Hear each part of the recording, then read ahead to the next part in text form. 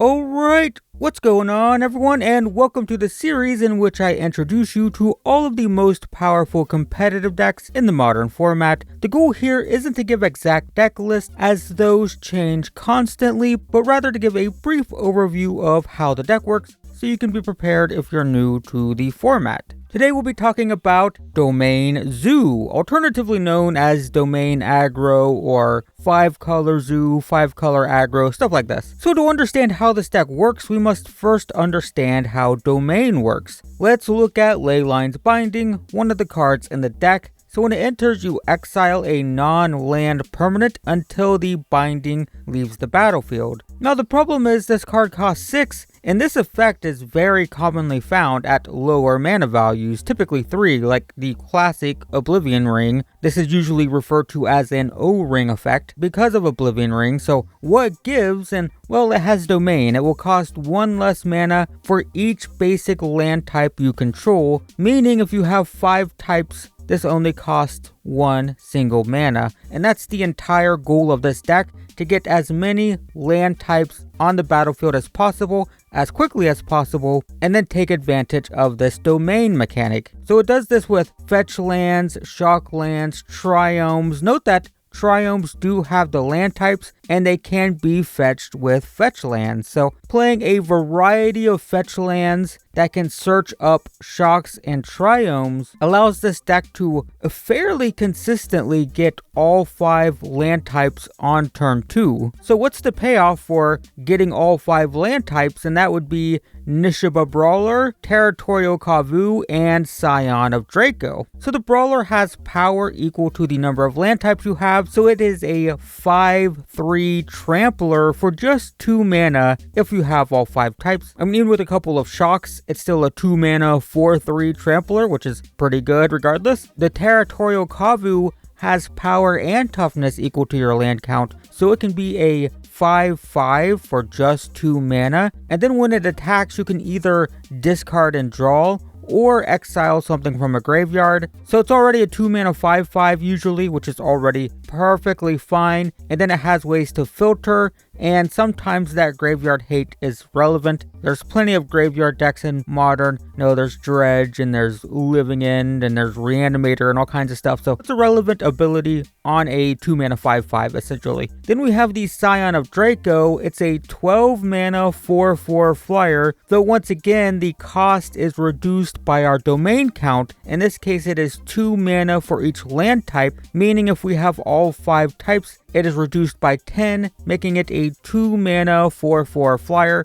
Right, common theme here. We have a 2 mana 5/5, a 2 mana 5/3 Trampler, and a 2 mana 4/4 flyer, assuming we can get all 5 land types. And then it gives Vigilance to white creatures, Hexproof to blue creatures, Lifelink to black creatures, First Strike to red creatures, and Trample to green creatures. So the Brawler already has Trample, but if you have the Scion and the Kavu in play, the Kavu can be a 2 mana 5/5 with First Strike and Trample, which is pretty good. In terms of spells, it plays the aforementioned Leyline's Binding and Tribal Flames. So we talked about the Binding. It's an O-ring effect that can cost 1, and then Tribal Flames deals X damage to any target, where X is our domain count. So if we have 5, it can deal 5 damage to anything for just 2 mana. Do keep in mind that the card on screen says creature or player, but this was before the weird Planeswalker rule errata thing. So technically the current ruling is that it can hit any target, so it can't hit Planeswalkers. And it's worth noting that even just 5 damage to the face for 2 mana is pretty incredible considering how aggressive we are. Our creatures are very fast, they're very good at pressuring, and having 4 copies of 5 damage to the face for 2 mana is very relevant. The other 2 cards this deck usually plays is Lightning Bolt and Ragavan, and this just demonstrates how aggressive the deck is trying to be. Lightning Bolt, of course, a classic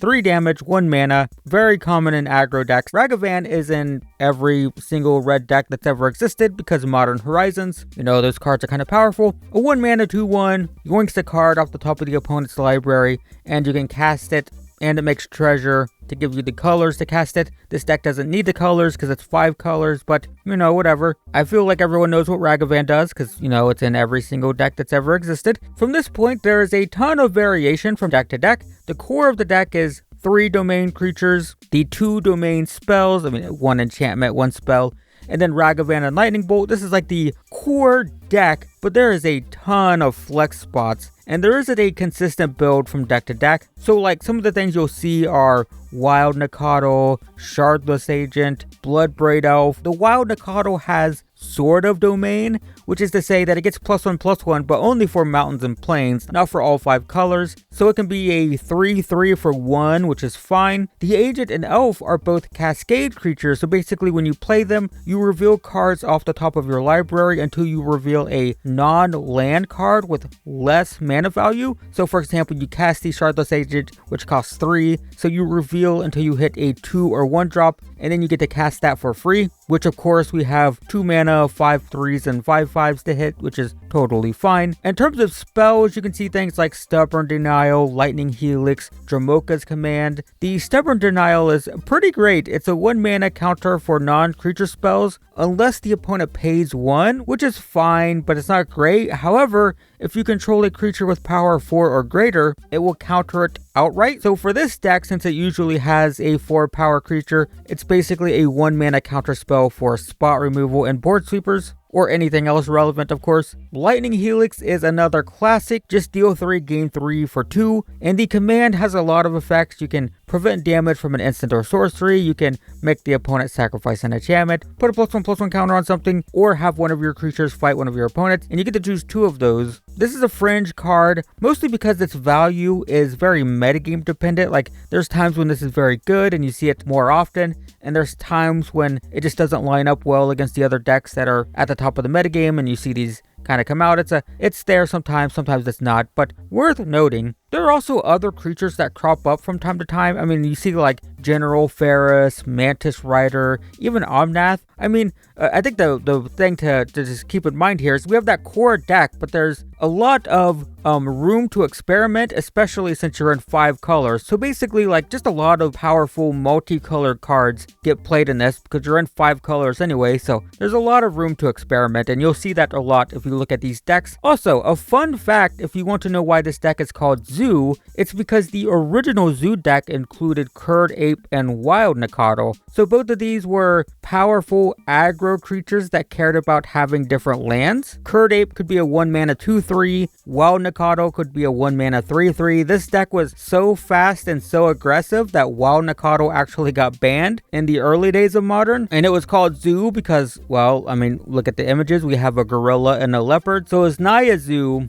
And to this day, when we see aggro decks that care about land types, we typically call them Zoo decks. This is Domain Zoo because it's 5 colors and it cares about the domain keyword. Even though we now have a crazy Kavu and a dragon, it's a much scarier Zoo. Anyway, that is 5 color Domain Zoo. The plan is to get as many land types on the battlefield as quickly as possible and reap the benefits with creatures and spells that either get more powerful with those land types or have their mana cost reduced. So if you're interested in exact deck lists, check the description below. I will leave links to multiple metagame tracking websites so you can look at a bunch of different decks. Once again, just to reiterate, be warned that while the core deck is very consistent, the domain creatures, the domain spells, there is a ton of variation from deck to deck. But if you like this video, I do have an entire playlist dedicated to these deck guides, and you can find a link to that in the description as well. But in the meantime, I hope this was useful. Thanks for watching, and I will see you in the next one.